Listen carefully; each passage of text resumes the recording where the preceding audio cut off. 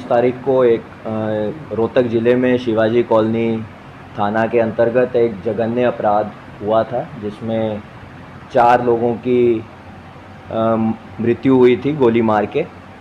उस अपराध हमारे लिए काफ़ी सेंसिटिव क्राइम था और हमारी उसी दिन से scene of crime teams, crime unit की टीम्स लगातार और थाना की टीम लगातार काम कर रही थी। उसमें शुरू से ही हम अलग अलग एंगल्स पे काम कर रहे थे।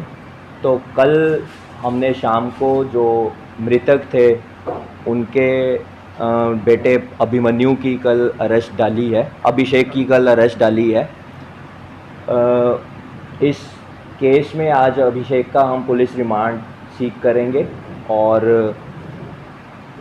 वेपन जो प्रयोग किया गया है उसकी रिकवरी करेंगे, सीन ऑफ क्राइम को रिकंस्ट्रक्ट करेंगे और जो ये मर्डर की इंटेंशन थी उसको जानने की कोशिश करेंगे कि किस वजह से इस अपराध को अंजाम दिया गया है। अभी तक हमने इसमें सिर्फ अभिमन्यु की अरेस्ट डाली है, अभिषेक की अरेस्ट डाली है। बाकी लोगों के इन्वॉल्वमेंट के लिए हमारी टीम्स लगातार लोगों को इंटेरोगेट कर रही हैं, उनसे पूछताछ कर रही हैं और किसी की संलिप्तता सामने आएगी तो उसकी भी अरेस्ट डाली जाएगी।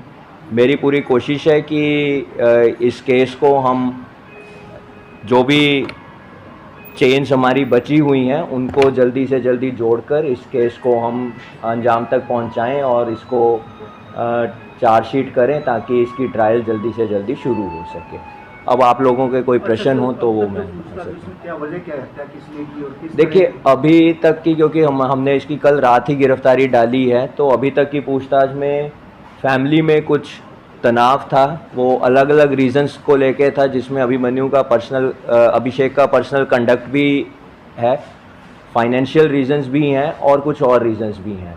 तो अभी मेरे लिए काफ़ी जल्दबाजी होगी एक पर्टिकुलर रीज़न को फिक्स कर पाना कि इस रीज़न के कारण उसने इस वारदात को अंजाम दिया। कोई तो ऐसा कारण होगा कि इस पे शक गया कि इसी ने हत्या की। देखिए वो हमने मौके के पास की सीसीटीवी कैमरास, टेक्निकल डिटेल्स और ह्यूमन इंटेलिजेंस काफ़ी हमारी टीम्स ने एकत्रित करी है।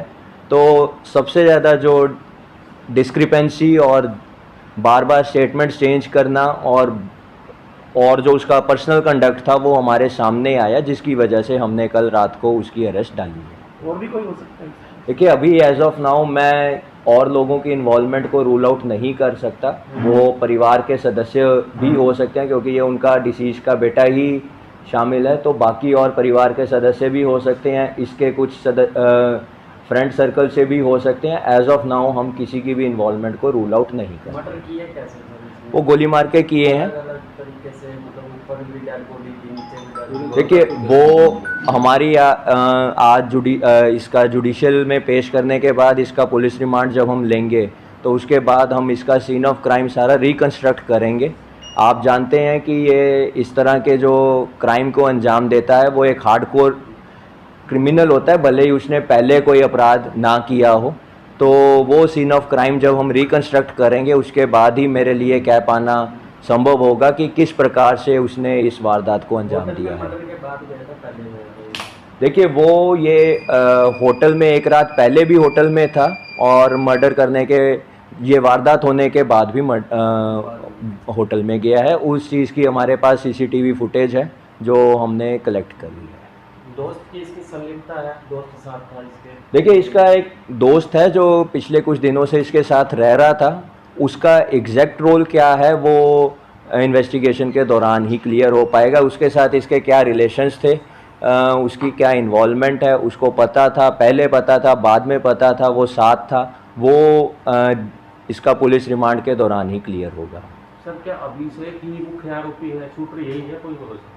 देखिए अभी तक की इन्वेस्टिगेशन में अभिषेक ही हमारा मुख्य आरोपी है और बाकी और लोगों की इन्वॉल्वमेंट के बारे में एज ऑफ नाउ मेरे लिए कह पाना उचित नहीं होगा, क्योंकि ये ऑनगोइंग इन्वेस्टिगेशन है और इसमें कई कड़ियां हैं जिसको अभी हमने जोड़ना है।